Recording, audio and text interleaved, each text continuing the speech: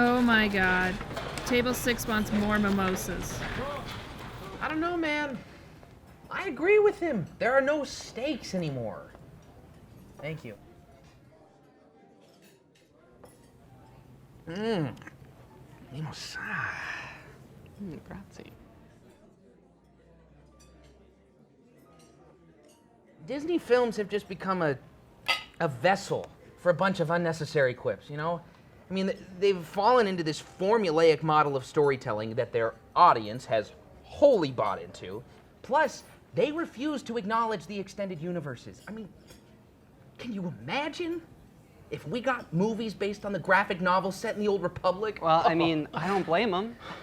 I mean, just take a look at their fan bases. No matter what they do, everyone just bitches and moans about every little thing, you know? And they continually complain about the portrayals because they have this built-up fantasy inside their mind that's impossible to satisfy. Oh, like what you do with women. Got him. Thank you. All right, all I'm saying is that it's impossible to satisfy everyone, especially the hard-ons. No shit. But there is truth to what they're complaining about. And that's because the studios are not holding true to the characters. Or even the scripts, okay? It's just story by committee. The Rise of Skywalker deviated so much from JJ's original script. And we didn't even get to see his cut of the film. Disney changed it before release. Which is the same thing Warner Brothers did with the Justice League, okay? There is a 3-hour Snyder cut that will never see the light of day. Same with Rise of Skywalker. Yeah, I get that, and I would kill to see those cuts. But to say that Marvel movies aren't cinema is bullshit, okay? Because if that's true, then the same could be said about Scorsese's films, right? Yeah, because those are 90% gangster movies that also follow a formulaic model that can be traced back to Underworld, all right?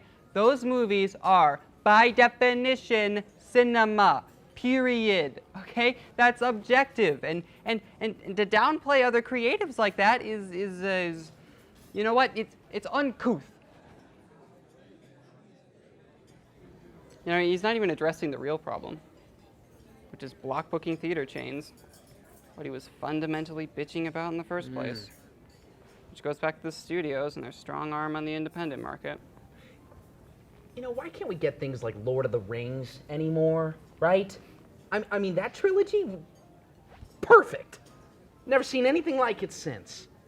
Which, okay, that's the other thing that pisses me off, is that because Disney has become so successful and people just keep buying into their bullshit, all these other companies are just mimicking it. I mean, whatever happened to simple plot, complex characters, huh?